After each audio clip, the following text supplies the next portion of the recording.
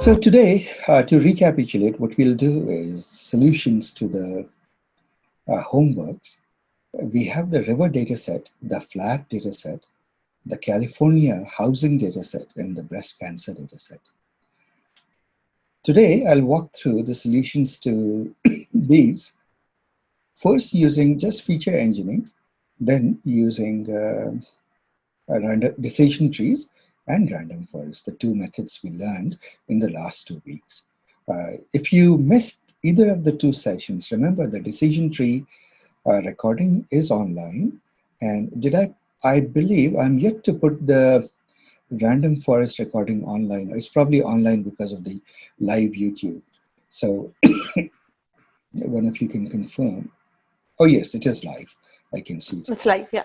Yeah. So all of them are live, and so please feel free to go and recap on the material or review the material after the class in case you miss it.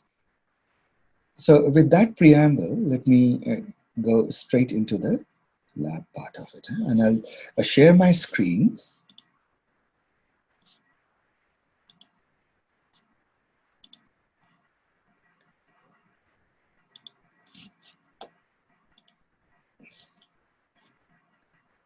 There we go.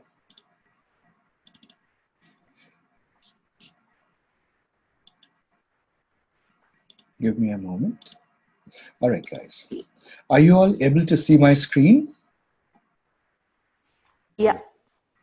Yes. Entire browser you're able to see, isn't it? Okay. And all right, guys. So let's get started. So you remember, we load the data, we drop the null values and so forth. Remember, the Pandas profiling is a great tool to quickly get descriptive statistics, a preliminary descriptive statistics. It is not everything. Don't always completely rely on this. This was the flag dataset. We got the descriptive statistics on it. And then it gives you quite a bit. Then remember, the first thing we do is we separate. If you're doing supervised learning, either classifier or regressor, the first thing you have to do is extract out the target variable from the data. And now you have a separation between the feature set, the features that feed into, or the independent variables, and the dependent variables. Another way to say is input and response. Capital X by convention is the input, and little y is the response. Why is that? Because X would be a matrix, because there are many features producing the input, and a row is like there are many rows, so it's a matrix, whereas y is a column vector. Matrices are capital in general convention people follow, and y, they write it as a column vector. Actually, I take that back. In neural networks, all those conventions go out of the window because everything is matrices. All right, so we visualize this data. If you remember, this was the visualization of the data. Right? And just to remind you, this was a theory of logistic regression. Basically, what we said is log odds is the distance from the decision boundary. By the way, I have a video on our website, on our YouTube channel, about distance from the decision boundary. You might want to consider watching that. It is quite relevant in the context of, let me show that to you. It's a very short video for 15 minutes. Why do I call it distance from the decision boundary? It is because youtube.com/support vectors. If you go down here, you see linear classifiers, distance from the decision boundary. This is the video I'm referring to. And you will realize that at the end of it, let me go straight to the end. Yeah, you will come to the conclusion, as you do here, that this equation, or this beta naught, etc., here W, it represents a distance from the decision boundary. In other words, this thing is the distance from the decision boundary. All right, so that's a little bit of theory for those of you who remember your ML100. We'll build a model. If we try to naively build a logistic regression model, as we realize, it's a disaster. It's a baseline model. It just degenerates to the baseline model where the majority class is the predicted class, or the 0R model.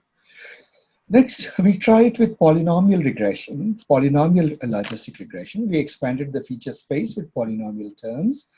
When we expand the feature space with polynomial terms, we get a pretty complicated model. You see how complicated this model is. Right? And the fifth degree polynomial. But then if you try to look at how good this model is, still the accuracy is only about 69% for the 0, which is the real positive test case here. There are fewer zeros here, 85 for 1, but it doesn't. So then we do a more careful analysis by extracting the river, modeling the river with the line. Oh, where's the line gone for the river? Okay, I seems to have not run the visualization. Look at the model diagnostics. Model diagnostic looked good. These were the model diagnostic. You remember we talked about having a homoscedasticity in the residuals, and the residuals must show a bell curve distribution, which you see on the side. All of those are good things. A good correlation, positive correlation between prediction and reality, which again is here, the Cook's distance to show if any points have high influence. None of them seem to have, they're all doing well. And finally, here it is. We visualize the model over the data. So we now have captured the river, the center of the river. And so it helps us extract the feature, namely just the distance from the center of the river, and we are done. After that, we just have to build a logistic regression in one variable. Just look at this. We are using a feature space of just one variable. We ignore all the input variables, and we are just using D, which is a new variable, the feature that we extracted. And when we do that, we get a model that is actually already, from the confusion matrix, begins to look good. And when we do the classification report, we suddenly see that it has very good accuracy, 84% for the 0th class, generally. Overall precision, the harmonic mean of these two is pretty good. Accuracy is 89%. So 89% accuracy is a pretty impressive accuracy. Even for the 0th, the positive test case, we get 84%, pretty good accuracy.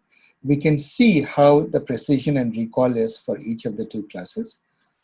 For the 0 positive class is this, 85, 82, 83, and so on and so forth. Pretty good. The ROC curve, again, if you remember, what matters is the area under the ROC curve. When we look at the ROC curve, the area under the ROC curve, it's an impressive 96% of area under the ROC curve. Pretty good. How often do we get mixed up? So for blue, we misclassified some blues as yellows, the sand, and some ones we misclassified. Very few number of ones we misclassified as 0. So this is it. So now the question is, we learned about decision trees, isn't it? The theory of decision trees, just to recapitulate, we learned that a decision tree goes about recursively splitting the region. It uses either Gini or entropy as its impurity index or disorder measure. And then it uses information gain as a criteria to split, where to split. Okay? I hope this time you all understood information gain. That reminds me, I have to send you a survey, guys. Do please attend that, respond to that survey. Like you notice, if you feel you didn't understand something, I always repeat it. Right? So that's how I discover if you did. So now that theory, when it comes to practice, what does it become? It is a pleasant experience. It becomes just 3 lines of code. One line to, this is just importing the library. This is to build the classifier. Do you notice that you build a decision tree and you fit it to data, training data. You make predictions, you get predictions, and then what do? We look at how good those predictions are. We look at the confusion matrix. The confusion matrix looks pretty good, right?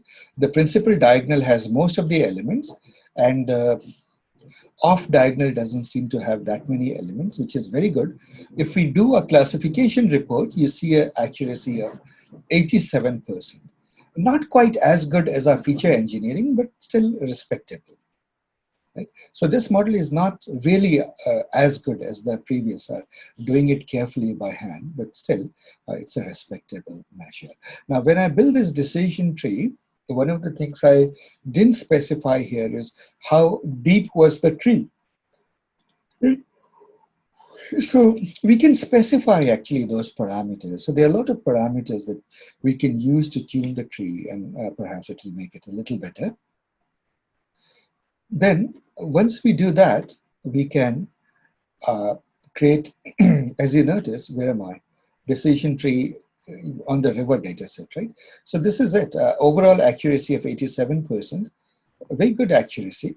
And then, so it just shows how these nonlinear methods or decision trees are quite effective. And you see the reason why when decision trees came onto the scene, people they really went overboard with it. You know, they were exaggerated statements that this is all you need to do in machine learning and so forth. Those times have changed, of course.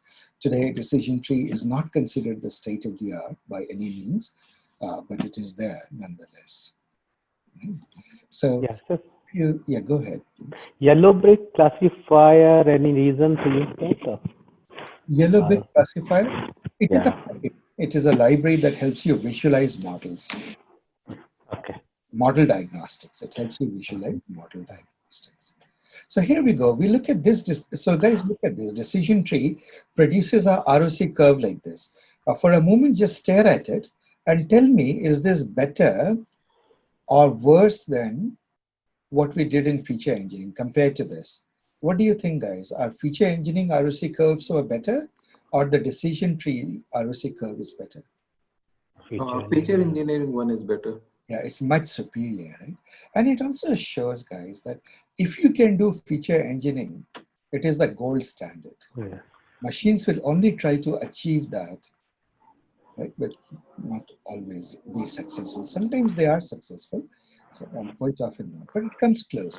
When you try to visualize this decision tree, remember the whole value proposition of decision trees is that they're interpretable. I'll let you decide how interpretable this picture is. How many of you feel this is a highly interpretable picture? I'll open it in a new tab. Where is it? Yeah. And I'll expand it. Even in its expanded form, how many of you are delighted that this looks like a very simple explanation of that river data set? You wouldn't feel that, isn't it? It's a very complex explanation. It is almost a black box, though in principle, decision trees are highly interpretable. In practice, the moment you give it a non-trivial data set, you begin to say you see all interpretability going out of the window pretty soon. Whereas a feature engineering, it was so easy for us to interpret. We had an intuitive explanation. We said distance from the center of the river. And that is the difference. This is why good feature engineering is the gold standard. We will do this now again with random forest. When you do it with random forest, once again, we studied the theory of random forest. You use a lot of trees and so on and so forth. You see me do that. We'll grow a lot of trees. How many trees will we grow? We'll grow a forest of 1,000 trees. When we grow a forest of 1,000 trees, and by the way, number of jobs in parallel, this is the degree of parallelization, how parallel you make it. So the more parallel you make it, the better. So for example, if I say number of jobs that will run in parallel is 100, right?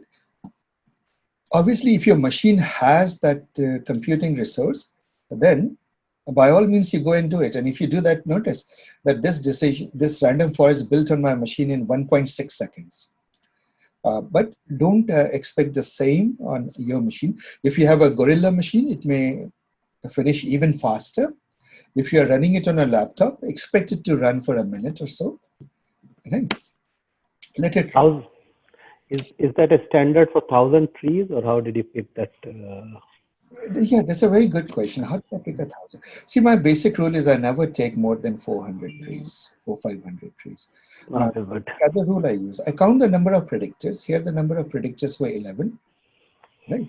Oh, no, sorry, not 11. Here, the number of predictors is 2, right? Number of predictors are 2, right. Okay. I multiply 400 by number of predictors. Excellent. Okay. So it's see, we live in the computational plenty. So we Yeah. can sort of go overboard. There's nothing wrong in going overboard.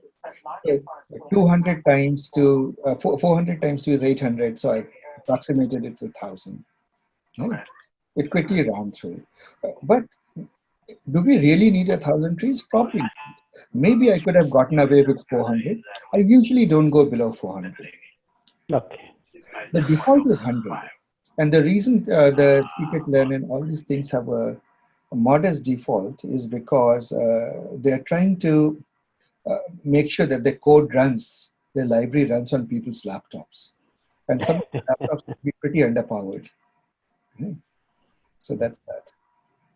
So Sorry, now what did you mean by number of predictors is 2? Sorry, I didn't get that. the Vapor data set, X1. what is the dimensionality of the feature set? X1 and X2. Oh, okay, okay. That's Two variables. Okay. so that is that. So now that is all I'm talking about here in the random forest. And so you run it. This is the level of parallelization. That depends upon how good a machine you have. So model diagnostics is again simple. The same model diagnostics that we have been doing. So do you notice that, guys, certain things become boilerplate? In every analysis, you'll do that. Once you build a model, if it is a classifier, you'll need your confusion matrix, you'll need a classification report, and you will do the ROC curve, right? So once you practice this, you will use it for the rest of your life. That is the value of it. While this is good to do, I must also say that when you interview people and you see people from different programming houses or different data science houses come to interview with you, most often you find that people are sloppy. They don't actually do the model diagnostics carefully. Right? So you have to just learn to do it right once and then do it. All right, so with random forest, you see that the ROC curve, is it looking better than the decision tree, guys? Yes. Yeah. So can you guess why is this better than the decision tree?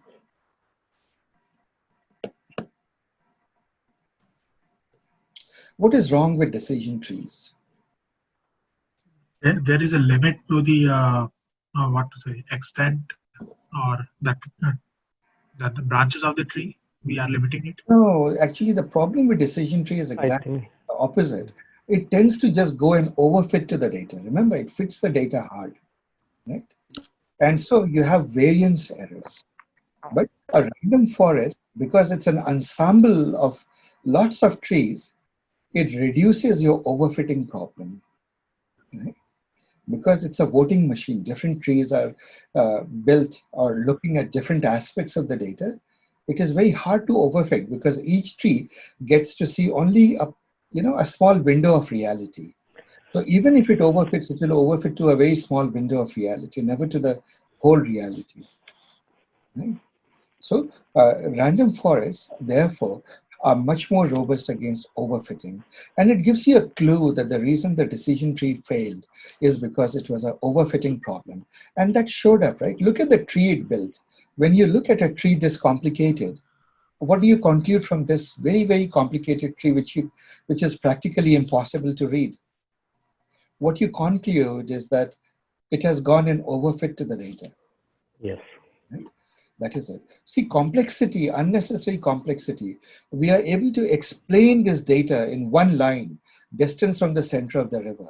But this decision tree needs such a complicated explanation to explain it. Right? So that's a classic illustration of overfitting. Then random forest certainly seems to do better. But even if you look carefully, you notice that the ROC curve of this is only 95%. Remember, hand created. Your feature engineering gave you 96%. So random forest does come close and you can tune it and try to tune it and so on and so forth, right? So now what you can do is you can try to take one tree from the random forest, right? I just took the first tree from the random forest and said, show me how does it look? And you realize that each of the trees still looks pretty complicated, isn't it, guys? But because you are doing an ensemble over this all these different trees, your answers are better. Now, one of the things that you get in decision trees and random forest is an overall very rough measure of how much did each of the features matter in helping you decide about make a decision whether something is river or not, is a river point or not. It is called feature importance. How important is some feature? Just to give you an intuition, let's say that you are selling ice cream on a beach, right? Then you may be, temperature is an important feature, wind is an important feature, day of the week is an important feature. But suppose in the data somebody has given you the number of penguins in Antarctica who jumped into the sea that day. Just because you have that as a column or as a feature in your data, it doesn't mean that it's a very relevant feature. So in feature importance, its importance would be close to 0, and the more significant features would trump. For example, temperature would trump, and so on and so forth, right? So that's about feature importance. In the same way, if you talk about classifier, we are talking about deciding whether something is a cow or duck. You would all agree that size would be a pretty important factor, isn't it? Yeah. But when you're looking at the cow or the duck, right? Take something fairly irrelevant. Let's just say that whether this, if they have stripes on their body or some sort of a straights or color lines on their body, whether the color lines are horizontal and vertical, perhaps doesn't matter. Or some, you can take of some other irrelevant feature, like how much mud is there on their feet, as far as you can make out. Probably may not matter because both of them may or may not go through mud, right? So that is the value of feature importance in determining the answer in predictive models. Now, one of the things I gave you guys is the flag data set. And I gave you a hint that flag is just a small twist on the river data set. So how many of you solved the flag data set? I did. Yeah, there is you did. And anyone else who did? You did. So I'll walk you through actually. It was just a small puzzle. See, when you look at the flag data set, you visualize and it looks like this. Does it look remarkably similar to the river data set, guys? Yes. Yeah, it looks very much like the river data set. So now what do I need to do? Except that if you're above the, if you're on the one side of the river, you are this greenish color. If you're on the other side, you are the yellow color, isn't it? So when we compute the distance from the center of the river, the rest of the feature extraction is exactly the same. But the only distance is, do you notice that you don't take the absolute value? This is the only one line change. In the river, this one was absolute. Here, it is just as it is. Distance from the center, positive distance will make it green line, negative distance will make it yellow line. That's all. And when you do that, you again do your analysis, exactly the same analysis, the same feature building of logistic regression. You notice, except that now it's a tri-valued thing, and here is your confusion matrix. Looks pretty good, I would say. The principal diagonal is heavy in red. The off diagonals are pretty light, right? And the number of mistakes you are making are very, very low. And if you look at that classification report, you have a close to 89% accuracy, fairly impressive accuracy. Right. So with feature engineering, just this is it. Once you develop the art of feature engineering, right, you can use the intuition you develop in one data set quite often into other data sets. Right? Obviously, here I engineered it to be such that you could use the intuition from one to the other. Let's look at the ROC curve. Would you guys agree that the ROC curve here is pretty good? Yes. Right. In fact, it is 94%, 98%, and 99% ROC. I would consider those pretty impressive ROCs here. And then this is the beauty of feature engineering by hand. I mean, when you feature engineer, very rarely do more black box algorithms come as close to it. But here we go. It depends on the context also. Sometimes it's hard. The reason you use black box algorithms is you can't feature engineer. You don't have the intuition. You can't visualize it, right? So you let them do the feature engineering for you. So here we go. The number of mistakes, how often the river points are sometimes confused as green, sometimes as red. right? And so on and so forth, 1 and 2. But there's a little bit of a mistake here, a little bit of a mistake here. Now, suppose I try the decision tree classifier on flag. The code remains exactly the same, no change, except that I'm feeding in the river data set here. When you look at this, what is our confusion matrix is here, looks pretty good. You give the accuracy. Do you know that the accuracy is only 86%, guys? It is significantly less than your hand engineered feature engineering exercise, isn't it? And when you do the classification, that's your classification report, and this is the visualization of it. Once again, when you look at the decision boundary, the ROC curve, you're 85%, 91, 93, good, but nowhere close to the 98 and 99% kind of numbers you were seeing with feature engineering. These are the number of mistakes, right? And I'll leave the last part, doing it with random forest, as an exercise for you guys. From here onwards, do you think you can complete the rest of the exercise, guys?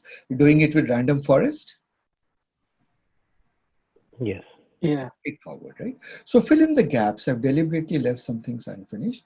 I'm posting the solution to Slack, right? And obviously, please don't post it on the public web. This is otherwise, I wouldn't be able to teach the next class. They would say already all the solutions are there. They wouldn't even try. They'll just take the solution and just say, oh, I'm done. Shouldn't be like that. So, all right, this is it. Now, any questions, guys? I sort of went through this.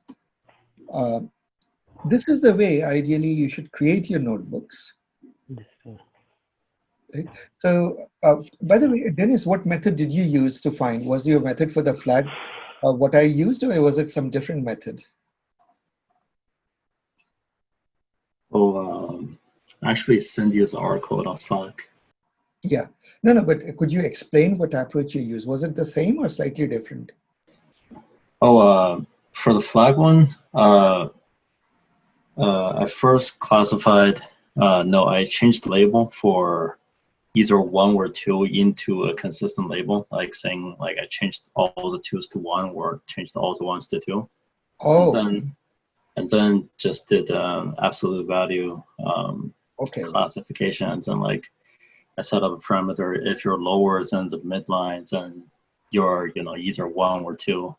And then that way it was actually biased against like to the part it's biased towards the direction of like which way you initialize it as. So I did it twice and stacked the predictions together and then got like a 90% accuracy. Interesting.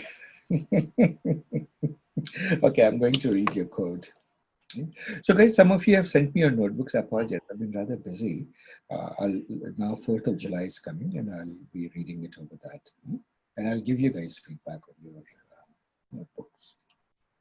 Asif, one quick question on when you did random forest on river here, how many subset of features? Like there are only 2 features here. So did you? Yeah, that's right. So what happens is that in a situation like this, it will pick up 1 feature at a time. It will just build a tree of 1 feature.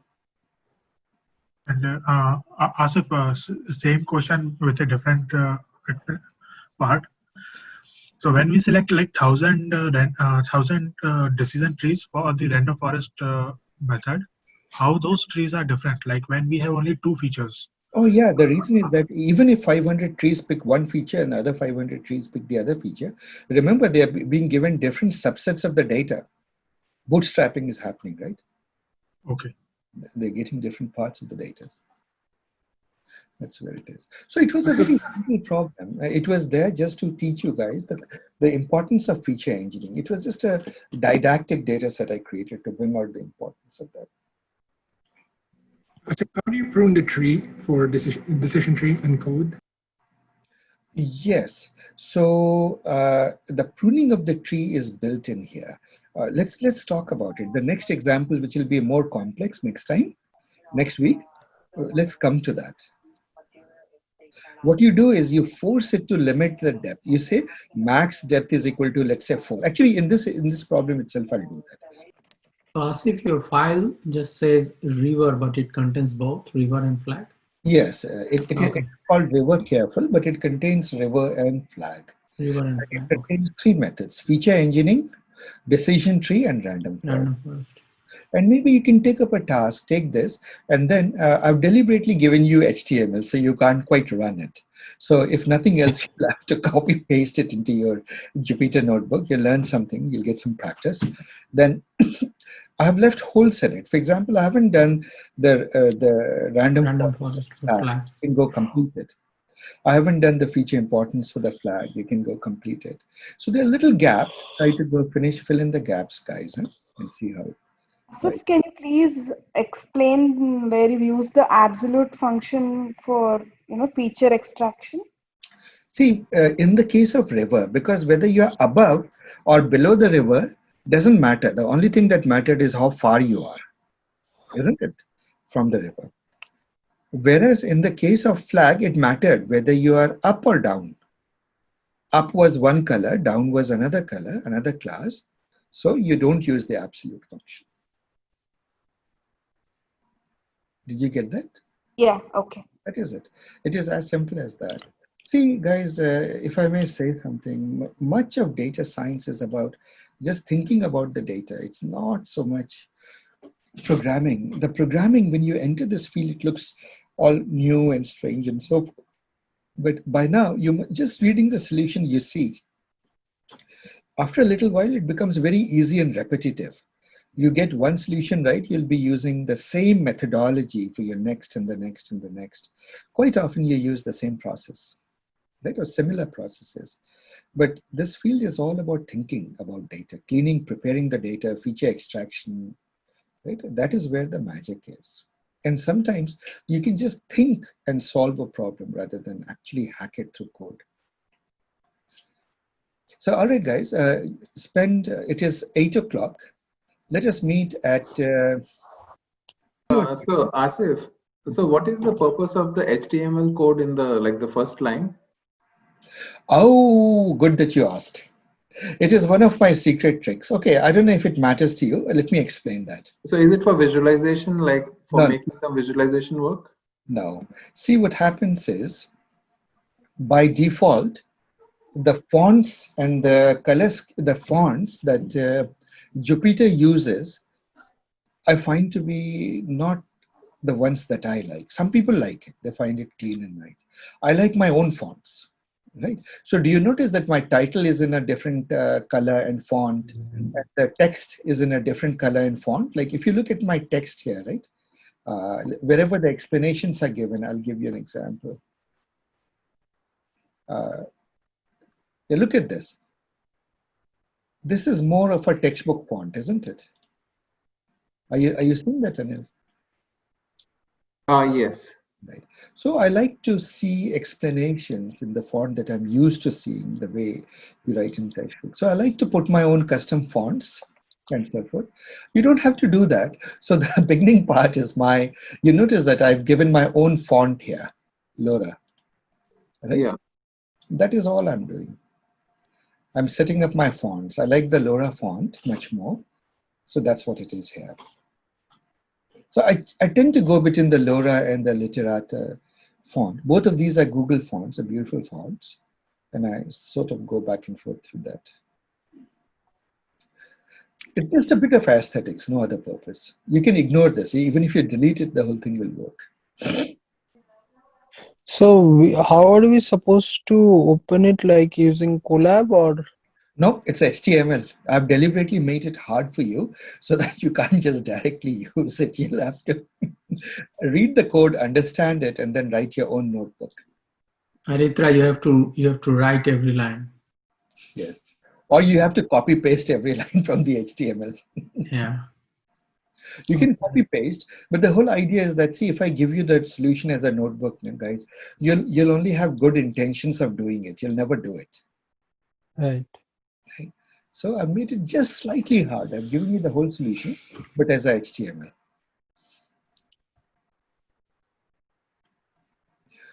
And at the end of the workshop, I'll give you the notebooks also.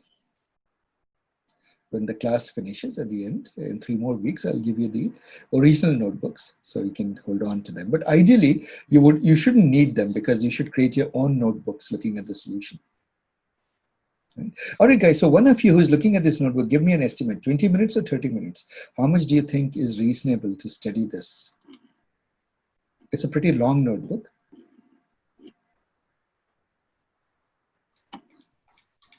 I think 20 minutes. Okay, so we'll meet at 8:25.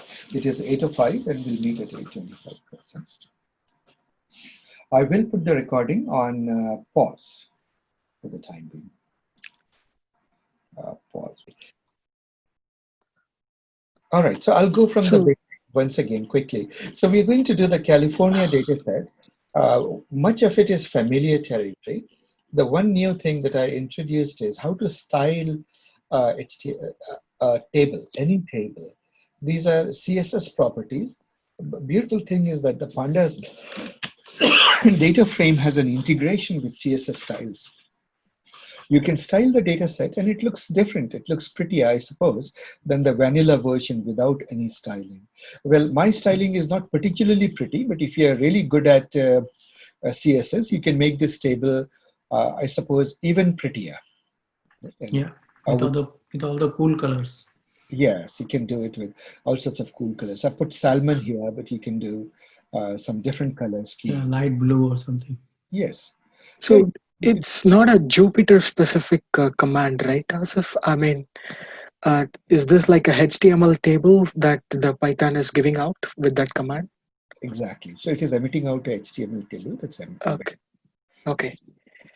See, one thing is there, Jupyter and Colab, Colab is based on Jupyter, are pretty much the de facto standards in data science, right? If you do, the one thing that you may graduate to is PyCharm, right? PyCharm has the support for notebooks, this style notebooks, Jupyter style notebooks. So all of them will respect this HTML output and so forth. They will all respect it. So now, moving forward, one of the things you do is, this is a new thing I'm introducing you to. See, when you get data, guys, you don't know that data is clean. You should assume that real-life data is not clean. This is a real-life data. So a little bit of a background on the California housing data to repeat. See, in California, one of the perpetual obsessions, especially in Silicon Valley, are the house prices going up or down, right? Because most Americans, and certainly most people in California, their biggest asset or their principal, the value or retirement money is often stored in the house, right? It is the house itself. So as the market goes up and down, the individual people, they see their fortunes go up and down, right? And people worry if the house price is crashing. People get very excited if the house prices are going up, unless you're on the fence wanting to buy a house. If you want to buy a house, of course, you love a crash. But the moment you buy a house, you want the house prices to boom. So it's a real data set from the 1990s, I think 1990 data set of California. You see how the house prices were then. Now, 1990 is just 2025, I think it's 1990 or 1995, I forget. This data was gathered. And what looked like an expensive house then will look like for the same money today, you could probably buy yourself a shed or something like that. California houses, the prices have really gone up. So this is not a time series data, temporal flow. It is very specifically a snapshot in time data for California. What were the house prices then? This data set is available in Kaggle. I must have taken it. I'm guessing I took it from here. It is a data set that was published actually. And it is also mentioned in this book that I recommended you all to read. Okay. So it is the same in your textbook, the Python one. This is discussed. So you can go back and read a chapter there and see. And actually, I have not, I'm embarrassed to say that I haven't really looked at how he has done it. Perhaps he has done some things better. You can go and tell me about it. So, well, this is a command. What it does is it finds if data is missing in some of the rows and columns. It is real life. Whenever you gather practical data, you will find that some rows will not have all the values present. There will be missing values. It's the nature of it. So suppose you're taking the weather, your temperature, pressure, whatever it is, wind, and let's say that the guy is doing it manually. Just forget modern instruments for a moment. So you can easily imagine that if it is too rainy, the guy won't go out and take all the measurements. He'll just run back, or some measurements may be wrong. Somebody may delete it and so forth. So things like that. Sometimes you don't have all the data for all the rows, all the feature values for all the rows. So you need to inspect that first. Unlike the river data set or flag data set, which were didactic data, and so there were no missing values. In real life data, you will get noise. You will get imperfections. So you need to acknowledge those imperfections and study it. First thing is, just as an exploratory data analysis, let's look up here. What are the columns we have? Longitude, latitude. It gives you the coordinates of a house. Right? Actually, it's not at the level of a house, but it's at the level of a city block. But it gives you the coordinates of a city block. House, excuse me, median age. As the name suggests, it gives you the median age of the houses in that block. So some house may be very recent, some may be older, but generally in a block in US, you know, most of us live in row homes, right? Cookie cutter homes. So quite often, almost the entire neighborhood sort of comes off the ground at about the same time.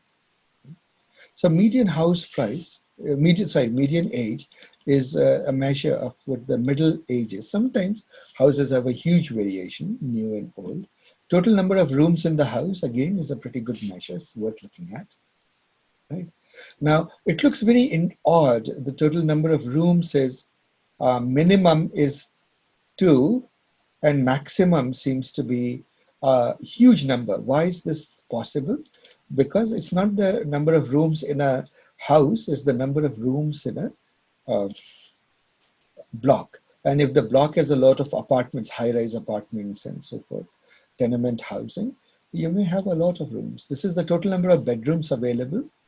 Typically, a number of bedrooms is a pretty good estimate of the number of people living there. Okay. You are right. Right, yeah. Because you see the number of households is also too many there. That's right, yeah. That's how you can figure out, yeah. Right, households and yeah. So you can see that. And then you have the households, population, median income, like, you know, what is the median income of people living in that block? And the target variable is we want to use all this data to predict the value of a house. What would be the value, the selling price of the, or the estimated value of the house, median value in the whole block, city block.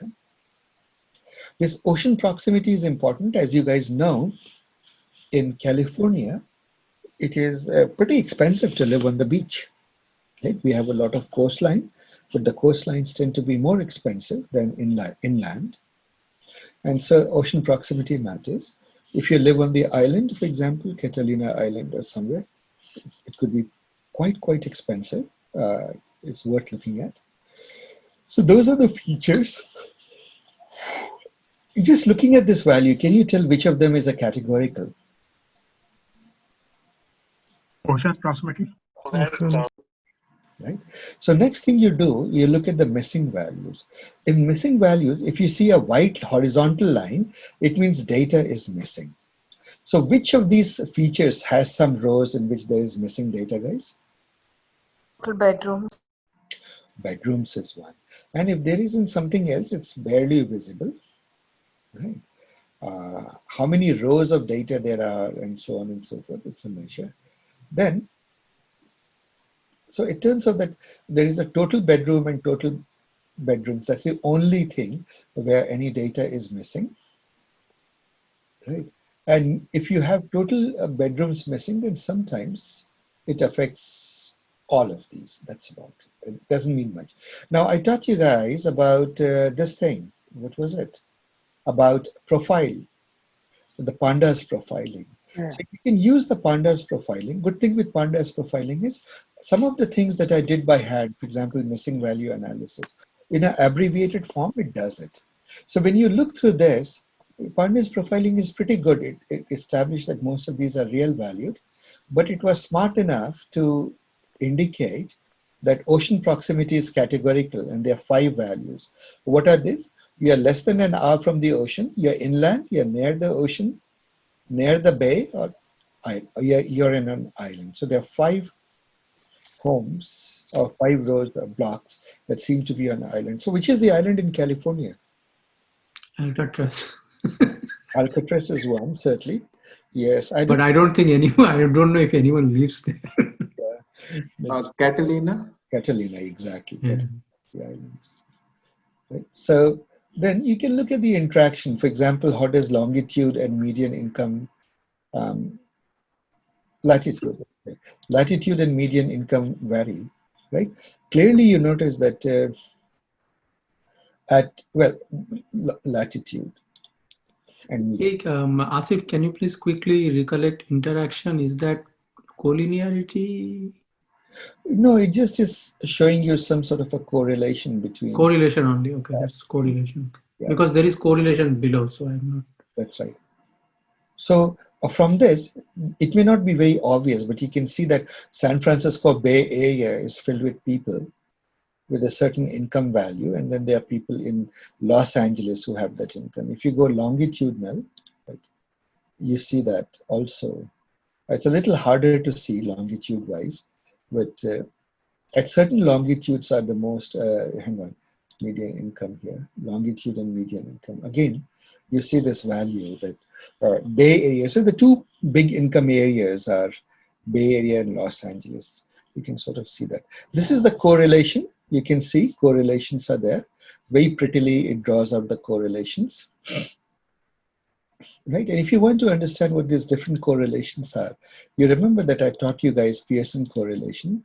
All you have to do is toggle this and it will explain to you, right, what these correlations are, Kendall Tower and so forth. If you want me to explain it, I'll be happy anytime to do it on Saturday. Ask me. But today I want to move a little bit faster. So you can see that it gives you some sort of a missing value analysis.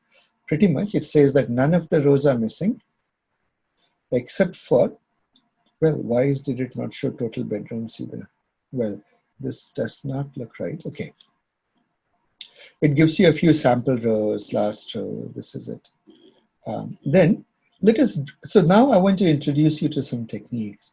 One of the things is when you get geospatial data, it's always a pleasure to visualize the data, right? And to visualize the data is actually very easy. Do you notice what do I do? Let's go through this code. I got the minimum and maximum longitude of the latitude of the longitudes, minimum and maximum latitudes. Using this, what can I do? I can find the center of the map, isn't it? Yeah. Yeah. Does this line, these 3 lines make sense? It's very simple. All I'm trying to do is the center. So what I will do now is I will create a map, and Folium is an excellent library to create maps. You see in one line, I'm creating a map. I'm just giving it the central location, longitude, latitude, and I'm giving it the zoom level. You can start out with the zoom level. Of course, you can zoom out. So if you notice that with my mouse, I'm zooming out. Right? This is interactive map. These are live maps. It's a pleasure to actually be able to create it. You realize that with just a line of code, we are able to create it. One line, right? And on that map, which will be an empty map, now I need to project our points.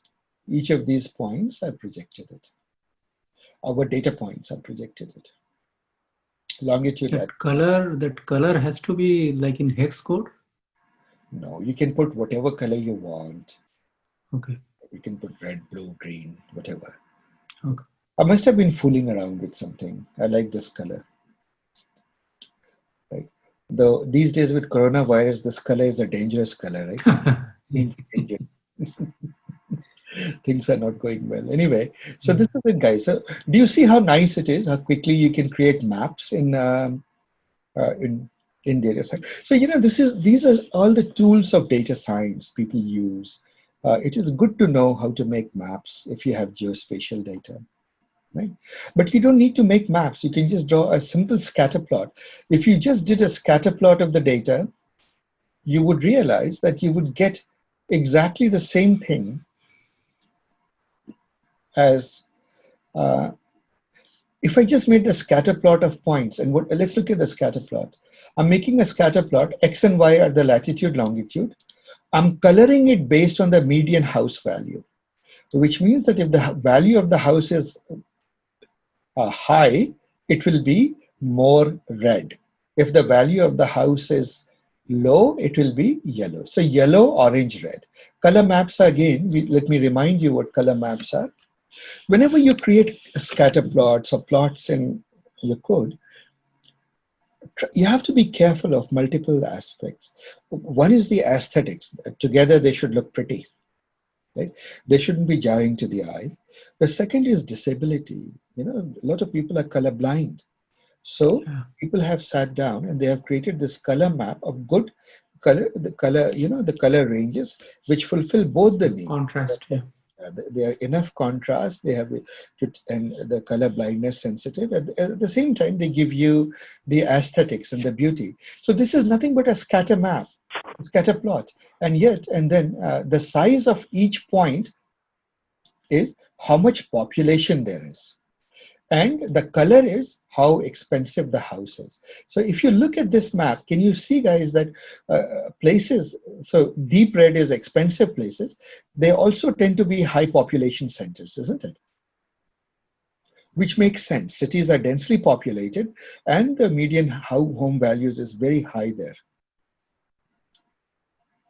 Is it making sense, guys? We all know about homes, we all know cities, so it makes sense. Can you tell where is San Francisco and where is Los Angeles in this? San Francisco, 38 minus 122. Yeah, that's right. You can literally see, this is not a map, this is just a scatter plot of data. And yet you can see a lot here. You can see the San Francisco area. You can see a little bit of the Santa Barbara area. You can see the Los Angeles area here and the San Diego area. Not only that, you can also see Interstate 5 run through it. Do you see it, guys, effectively? This line here? Those of you who have been, now let's correlate it to the map and see whether we are right. So look here, guys. Do you see this? Yeah. Right. All the cities are along this. Right. And actually it's not, I don't know if it is Interstate 5. I think it is. Yeah. But yeah, there you go. I think there's also a California route that goes through this, that may be more through the cities. I think Interstate 5 tries to avoid the cities. You can overlay the map on the scatter plot, right? Yeah, you can do that, and you can do. So anyway, I gave you at this moment, I was just trying to give simple code. So you see, this is your standard scatter plot. I've just prettified it a little bit. Yeah, see, on the right-hand side, that 100,000, 200,000, that is basically your C. Median house value. C, right? Okay. Yeah. So in those days, in 1990, perhaps, 500,000 used to be the cost of houses, very, very expensive homes in Los Angeles and San Francisco. Today, what do you think 500,000 will buy you? Those areas. You have to go to Tracy. Yes, that's right. And then you need to literally add a zero there. It's close to 5 million. Yeah. In those places. I was just looking at the house prices in Atherton. I think they all are 6-7 million and so forth.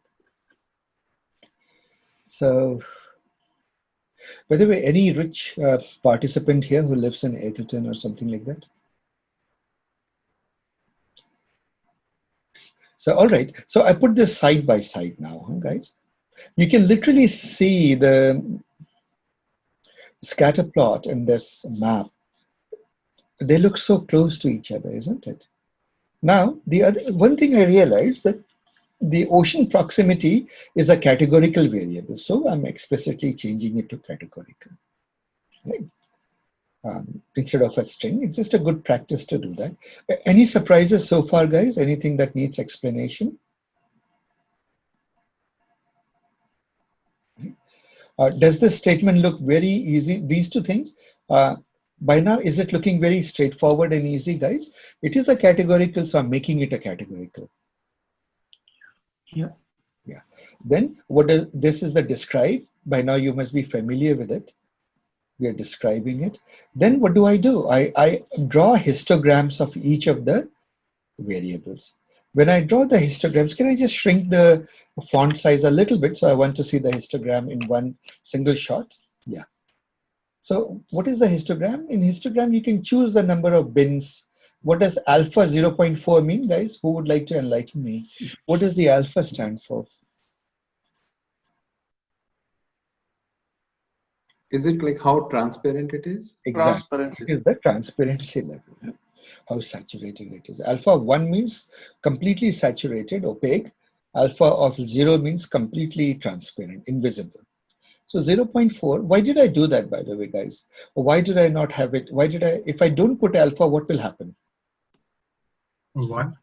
Yeah, these will be very saturated colors. A bit of pastel color adds aesthetics. Yeah, hurts the eyes also.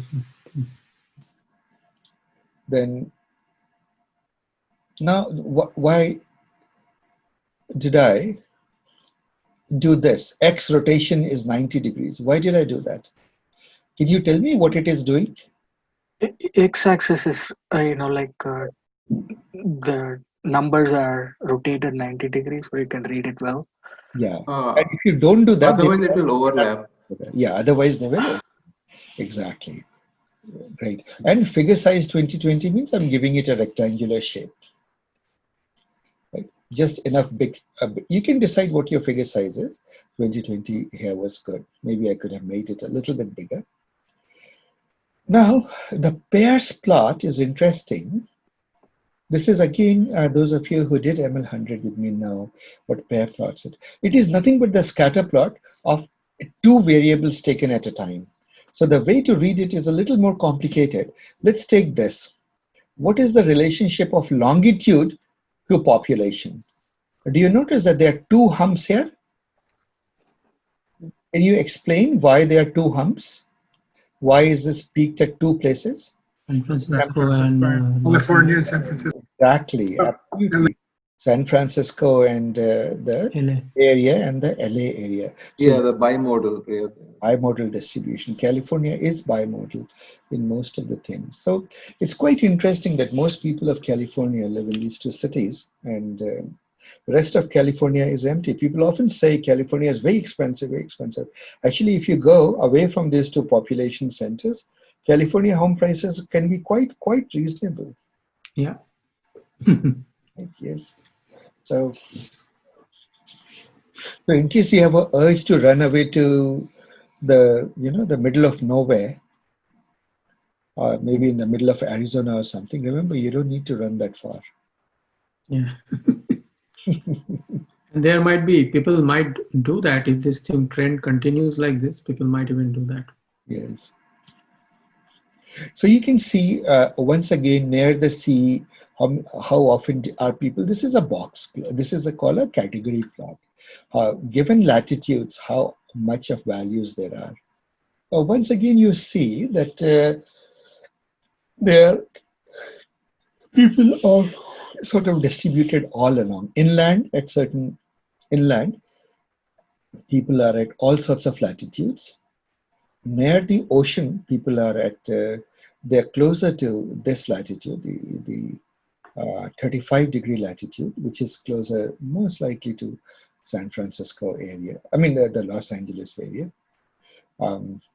Near the bay is, of course, all San Francisco population, and so forth. It's just a so these are the plots, guys, I'm introducing you to, in case you are not introduced to that. What I would say is, as you study this notebook, and those of you who did ML100, of course, have gone through this exercise at a more leisurely pace, but those of you who have joined ML200 directly, these are the landmark or the stereotypical or ubiquitous plots that you make in exploratory data analysis. So become familiar with the syntax. In the beginning, it will all feel rather magical that you're invoking some magic mantra or some obscure shlokas and something is happening. But gradually, this will all become very real. It will begin to look very easy after some time. It is just standard Python code. If you want, I can explain any one of these code to you. Like for example here, do you agree that this one line is self-explanatory? It is saying go make histogram, do bins of 50. What does the bins is equal to 50 mean? 50 buckets. Exactly, 50. So when you make histogram of a numerical variable, you have to put values into bins because you're counting how many values fall in each bin. You take 50 bins, alpha is this we already talked about, figure size we talked about. So there's no magic to any one of these. Likewise, the pair plot. This is a bit more going on here, but still it's 4-line. I'll explain it to you. You make pair plots between this, alpha, size is 80, all of those are self-explanatory. Then you say that along the diagonal, make the histograms. Okay, do you see? So these histograms are the same as the histograms here.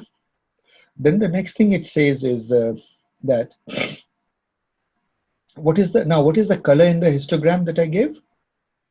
Hue is the ocean proximity, how far you are from the ocean. That's the coloration. Then in the upper diagonal, on the upper side of the diagonal, the pair should be scatter plot.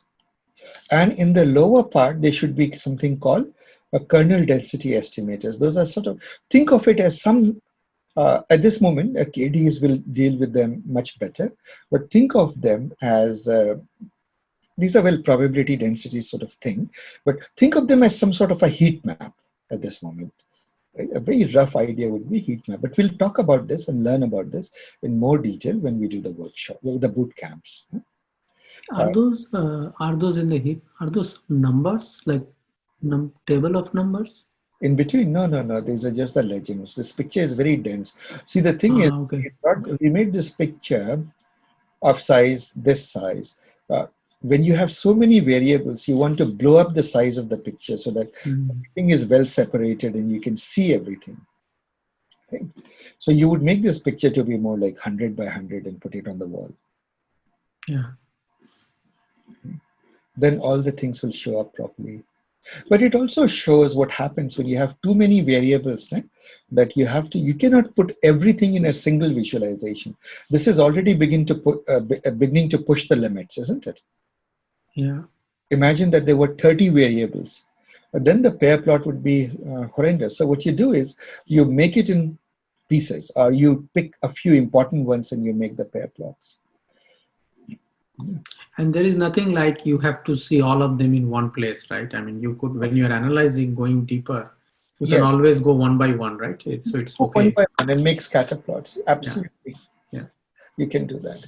And now these are called beautiful. If they look pretty, these are called Violin plots. They literally give you the box plots, but Violin's a little bit prettier than box plots. They give you counts like median household age, how many homes, and this is why, remember that ocean proximity is the categorical, right? So based on the color, so this value, so this household median age, you can pretty much see that the median age in, this is the ocean. Catalina is pretty old homes are there. You don't have new homes. Most likely, they don't allow new homes to be built. It's an island. They must have very strict regulations. Right? So this is it. And the same data, I just show you that you can do it as a regular box plot.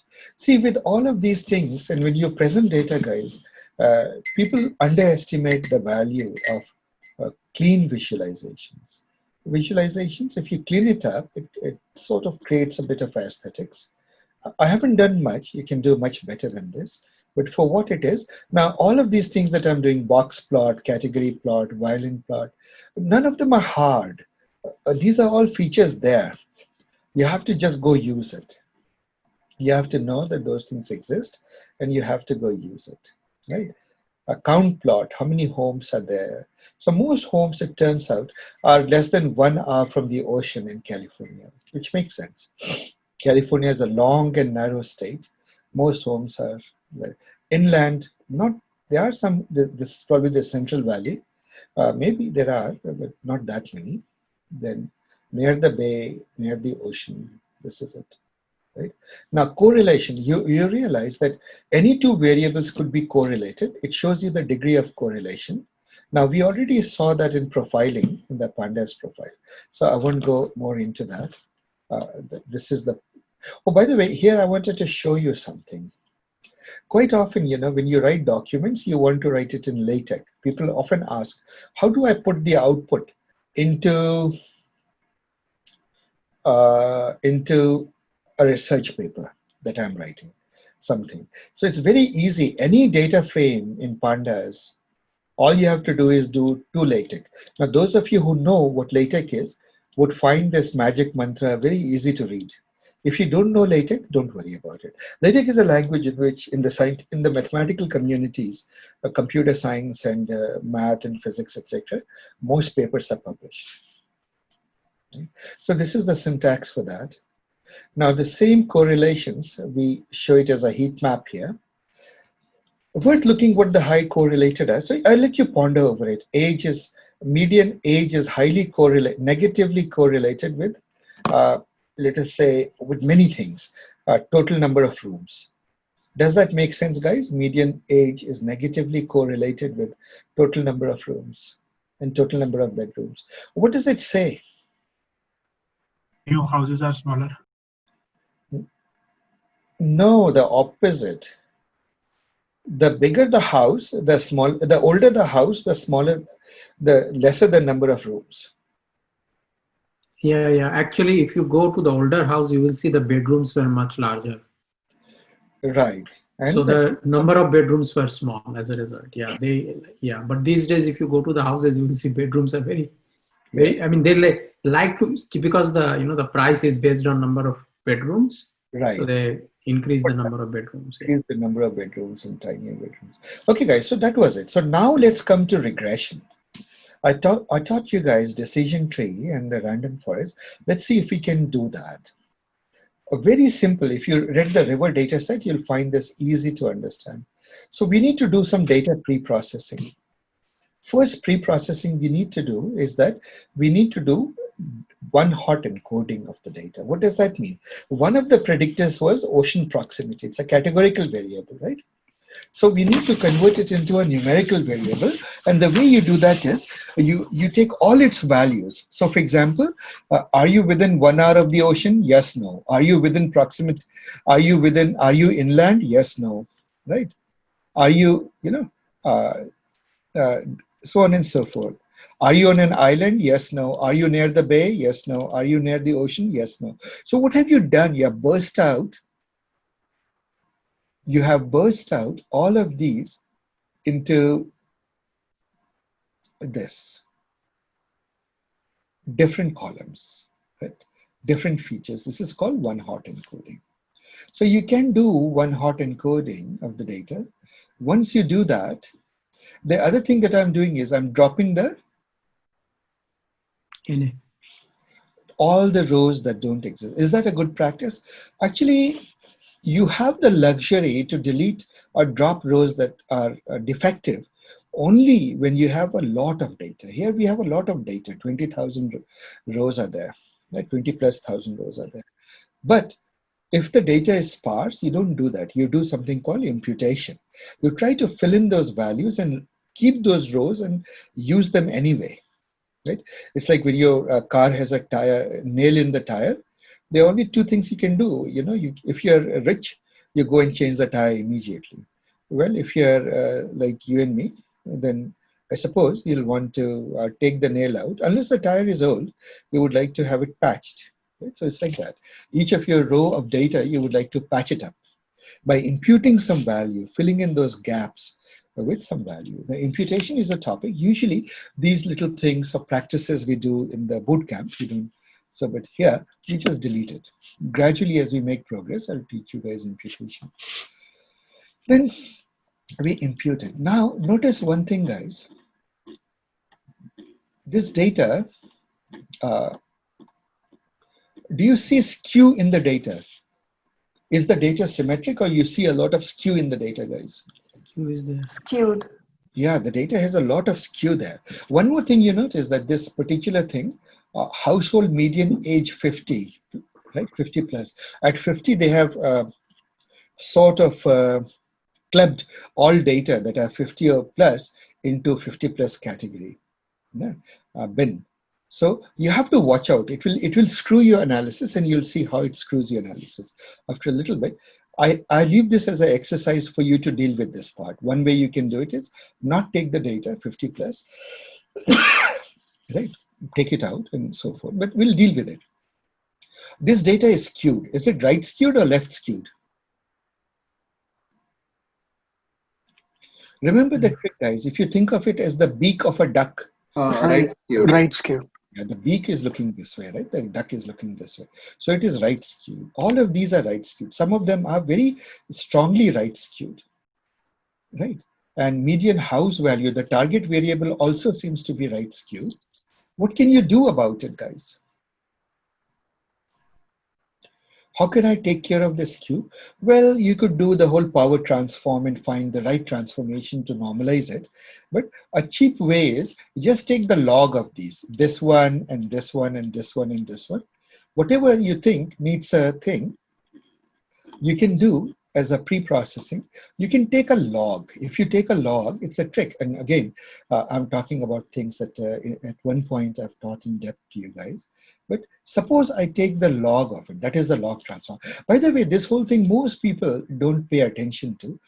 And you will see what happens. If you don't do this, your R squared value will be about 6 to 10% less. Right? But if you are careful and you do this, and I invite you to do this, guys, comment out this code, run the analysis, see what your model metrics are, performance is, and then do this and see your model performance. It is quite interesting, actually, that most of the notebooks that I saw of California dataset, which have been posted in Kaggle and other places, they did not do this transformations. Yeah? If you are using, it is always good to do that feature extraction or data preparation carefully. When you do it, you get the extra bit of accuracy, the extra bit of performance, not actually, extra bit of performance. Right? You will get. So now when you do the transformation, do these things look much more normal, guys? Are they better? Right? The skew is gone, right? So now that it is gone, what have I done so far? I have massaged, pre-processed the data, data pre-processing. After the data pre-processing, then I go and, so what were the things that I did in the pre-processing? I did, let us summarize what all things I did. I mentioned it here, convert the categorical to one hot encoding, drop the missing values, extract the feature space and the target XY, right? All three things. Then finally, I also do the log transform because I looked at that. So this is the value of drawing those histograms, guys. They're not just one thing you do as a ritual. You use it to make some decisions about data. And once you do that, you now take this and use, does this look totally easy to understand, guys? What am I doing? Oh, this is training and test. split. Okay. And then I'm going to try a slew of models on it. First, I'll do a simple linear regression. Right? When you do a simple linear regression, do you remember this lines of code, guys? This is straight from your river dataset. Right? Yeah. You just the linear regression fit it. But now you notice that things are beginning to fall into a repetitive pattern here. It's more about thinking the code begins to look very easy and familiar. It's exactly the same code. When I run this code, I get a mean squared error, which is fairly low actually, and I get a coefficient of determination, which is 69%. 69% R square for this data is actually, I would consider, fairly impressive. If you had removed the outliers, it would become even better. I leave that as an exercise for you. So one basic thing is that outliers, there's not enough data not enough information to make a judgment call for them. So you could do one thing. You can remove the outliers and say, I'll make a separate model for outliers, something else, and let me make a better model for the inliners, inline data that is not outliers. Let me leave that as an exercise for you guys. Huh? So Asif, where do I see that outlier information in the graph? Oh, it is all here. See, if I look at this graph here, look at the histogram. Do you notice that all these outliers are there in the box, whiskers plot, right? So anything beyond the whiskers, do you see this is the box, these are the whiskers. Anything beyond the whiskers are outliers. So latitude has outliers. Well, that's not harmful, but total number of rooms has huge outliers, right? Do you see that? The main box plot is here, and then there is a long tail of outliers, total number of rooms, total number of bedrooms, population, they have outliers. The households have outliers. And let us also go, and income has outliers, right? So let us go and verify whether that shows up in the original plot. Do you notice that this tails off, but it goes to 6,000? Why does this box plot, why does this histogram go all the way to 6,000? We can't see it, but there must be some 1 or 2 outlier values here, isn't it? In all of these, there are some outlier values sitting here. Like, for example, total number of rooms, 15, right? Hang on, households. Let's look at the household, right? In some city block, there are massive number of households. In certain median income, some people seem to have a fairly high median income, even after, pretty high median income. I'm assuming that this is in thousands or something like that, but whatever it is, look at the population. It goes all the way up to here. Some blocks are really heavily populated. So the data is filled with outliers. Do you see that? Guys, do you see that? It is a clue. Like, you ask yourself, why is this histogram going all the way till here? It means that there is data that I don't see. So if you chop off the outliers, guys, your analysis will become better. And I leave that as an exercise for you. It's also one of the things people forget to do, actually. In fact, I was just in the break, I was looking at the California housing, and I was looking at some of the notebooks and what people have done, even the more celebrated notebooks, the kernels that people have done. By the way, you can learn. I highly encourage you to go and read some of the highly voted kernels that people have created and see what things they did that you missed, because you can learn from it. At the same time, you can take pride that you did something more carefully that a lot of them missed. So this is the way for you to get a reference of how good you are yet. These people certainly think they have done a great job, which is why they have posted their notebooks here. Right? So go check it out, guys. Huh? You'll be pleasantly surprised that by the time this workshop ends, you would realize that your notebooks look better than most of the notebooks there at Kaggle. Anil, do you agree? Yes. Yeah. Begins to get better and so forth. All right, so we are making a linear regression model, and we achieve an R square of about 70%, or 69 points, give or take. At this moment, guys, remember what did I teach you in ML100? It is not enough to know that you're getting a decent R squared or a decent mean squared error. What you need to do is what? You need to be able to do a residual analysis and see all is well. So you begin to see that this is your residual analysis. When you look at it, first thing you notice on this side, do the errors have a bell shape? Do the residuals have a bell shape? Yes. Yes, they do. Yes. Yeah. Here, there is a little bit of a pattern here. By the way, ignore this. This is coming from the limitations in the data itself.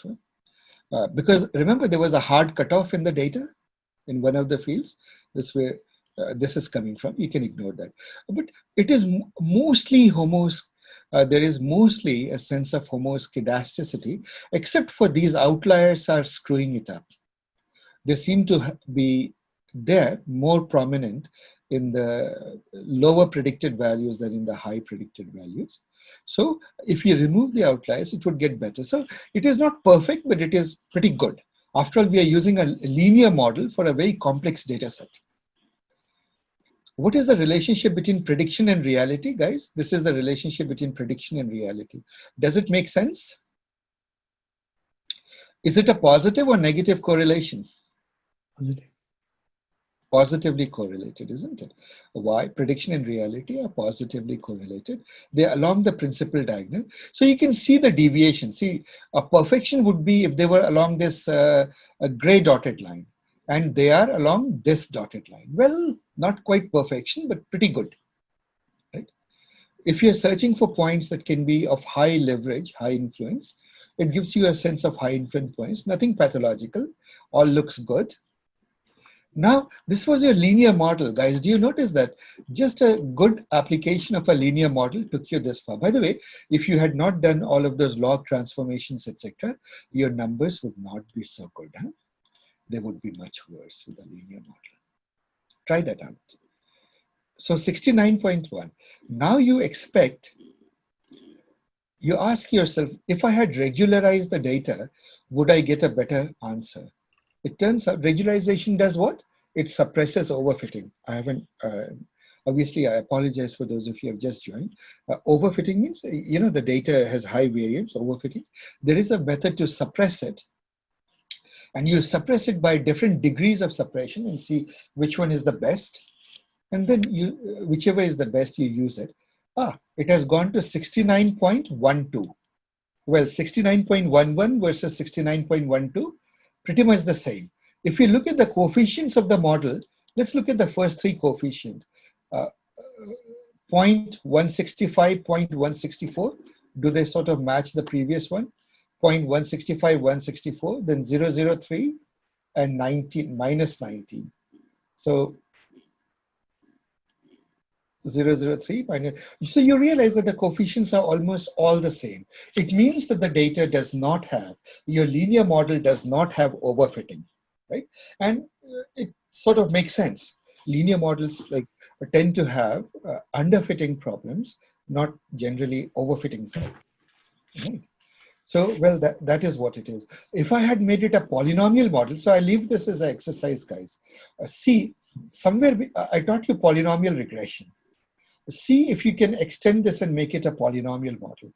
Be ready that it will be a big computation, because even if you go to quadratic form, 11 square is close to 110 combinations, right?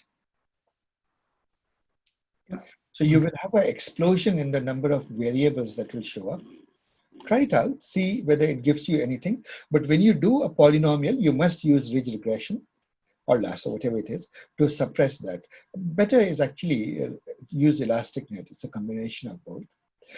Can I leave that as an exercise, a homework for you guys to try? Please do that. Huh? Then we talk about decision trees now, because we learned decision trees the previous week and random forest this week. Let's look at the code for decision trees. Guys, I trust by now this code looks obvious. I build a regressor, I give it the data to fit, and then I use the data to predict the labels. So far, so good, guys? Yeah. Right? These are your predictions. Labels are your predictions. So people use y hat or labels, whatever you like. Huh? Labels is more typically for classifiers. I tend to use y hat. I don't know here. I wasn't being too careful, so I just use the word labels, any variable name. So there we go. And what is the R square I get from a decision tree? 67.72. Is it better or worse than linear regression? Worse. Worse, actually. And look at the complexity of the model this tree built. So it is an illustration of what principle? Something about lunch that I keep talking about. Anybody can remind me, what do I say? Free No, lunch. free. Yeah, there are no free lunches. NFL, right? Yeah. Exactly, it's an NFL theorem. That no one algorithm is, in quotes, powerful, more powerful. every algorithm has its place under the sun. Sometimes one works better, sometimes others. So don't let anybody tell you that decision trees are more powerful than linear regression or something. Linear regression is too basic. It was a point worth emphasizing, so I'm mentioning it to you. You can visualize this. By the way, this is hopeless. The built-in visualization from Python, this scikit-learn, is not terribly illustrative. For visualization of graphs and trees, GraphViz is the best. If you use that, and I can show you what that becomes. Let me see what that becomes. California.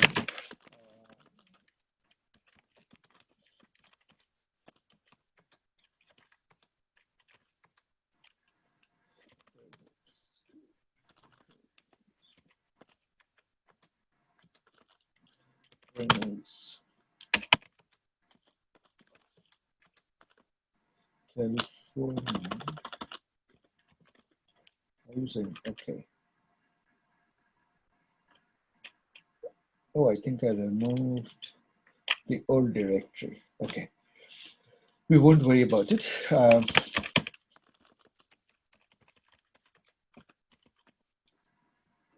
There was a PDF version, a prettier version that I could show of this. I don't want to run this now. It will take a bit of time. This is our, if I use yellow brick, the same thing, do I now see a pattern? Does this look much worse than the linear regression plot, guys? Yeah. It does, right? It doesn't look as nice as this. It is actually a little bit worse. Right? But good news is that I still have a more or less normal distribution of errors. Here, you can see that this line is a little bit more off the diagonal than the previous one. So let's try our luck with an ensemble method now.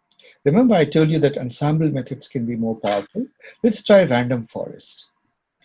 Forest is just made up of trees. Again, took 1,000 trees, 20, well, parallelization is 20. It executed in 5.79 seconds. 20 is something you guys can probably run on your laptops if you have multi-core. I typically run it with 100. It runs a little faster, but it doesn't matter. So here we go. You go and do the predict. Again, by now this code, guys, I hope it's beginning to look very easy. Do you notice that between the decision tree regressor or linear regressor, all I had to do is change this word, the algorithm name. It has become random forest regression. I apply it, get the labels, get the predictions, and what do I get? I get an R square of 83.6. Yeah. Is it better than linear or worse than linear? Better than both. Better than both, isn't it? That was 69 and about 70%, and this is close to 84%. So for this problem, random forest is certainly the best of the three algorithms that we have tried. Isn't it, guys? Right? Now, this is what people tend to miss. They tend not to do the residual plot. But if you look at it, isn't the residual also looking much better now here? Yeah. There's far more pattern. Elasticity. The residuals do have a normal shape, normal Gaussian distribution, much better. So here, obviously, the random forest is the winner. Remember that in the river dataset, the careful hand-generated feature extractions were the winner. Here, there are too many variables, and it's harder to do feature extraction. But there are feature extractions you can think of. So let me tell you. And by the way, one of the Kaggle notebooks did it brilliantly. Some fellow has done it. He said that one good feature would be, or she said, that one good feature would be the distance to the metropolis, nearest metropolis. So distance to Bay Area or distance to Los Angeles, whichever is smaller. And he made that a predictor, and he came up with a beautiful visualization. Look up, his notebook will be the classic. I wish I could have found and opened and showed it to you. I'll leave this as an exercise for you to find out.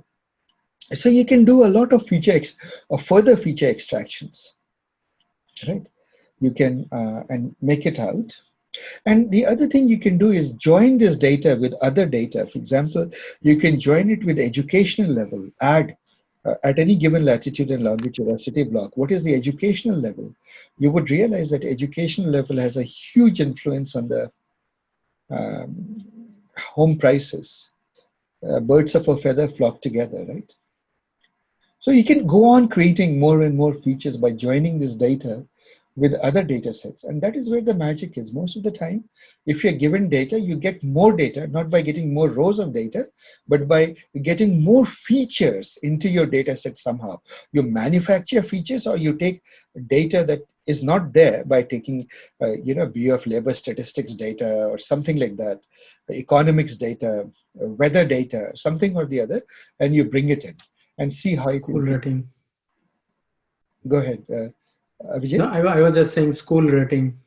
School rating, yes, excellent. School rating is a huge determinant. Yeah, so we can get like the zip code, and then based on the zip code, we can get the school. Yeah, exactly. We can get the overall school rating, right? In California, the schools are failing, so it's like almost an arms race. Whichever few school districts are good, everybody wants to go there, and the house price just skyrockets. In my own case, I have an illustration. I have a house which is much more modern, bigger, nicer in Vallejo Hills. And I have a house here in Fremont, as you know. Right? Proximity matters, but also the fact that the school district in Fremont is superior means the house price is practically 3 times over for a much worse house, actually, much older house. Yeah. So it's an illustration of that. So anyway, when you visualize, so one of the things I did is, a forest is made up of trees. So you might be curious, let me look into one of the trees. So here it is. Inside the forest, there are lots of trees. They're called estimator underscore. So member variables are always hidden with an underscore. Now there's a convention. The output variables have an underscore here at the end. And the N Skikatlan. So I just took the first tree. No reason why I should take the first tree. Could take any one tree. But do you see how complicated it looks, guys? Do you think there is any interpretability here? There isn't. So Asif, what is it exactly showing? So one tree means what is it exactly showing here? Oh, look at this. There is this root node splitting into 2 nodes, splitting into 2. Oh, okay. Oh, they have shown the trees like, okay, now I get it, okay. Yeah. It is practically indecipherable. Oh, okay. So that's how it is. So And some pruning is needed. Yes. So one of the things I introduce you to today is a very rough measure. You may say, all right, what factors are really important? Which factor is more important than other in determining a house price? This is in 1990s. Let's see if the results agree with our intuition. Feature importance. Now, by the way, remember guys that this is a very rough and ready measure, right? Usually feature importance is more local phenomena. In certain regions of the feature space, certain factors may be more important, which is why this feature importance, which people tout as a big virtue of decision trees and random forest, obviously is worth knowing, and I'm explaining it to you, but don't take it with a huge grain of salt. Remember that it's a very rough approximation. There are better means of feature importance and explainability, and those are the Shapley values, and making local approximate models and so on and so forth. We'll come to that line. In the bootcamp, of course, those of you attended, you know that we covered a whole day to that. For Shapley, and by the way, those are non-trivial things.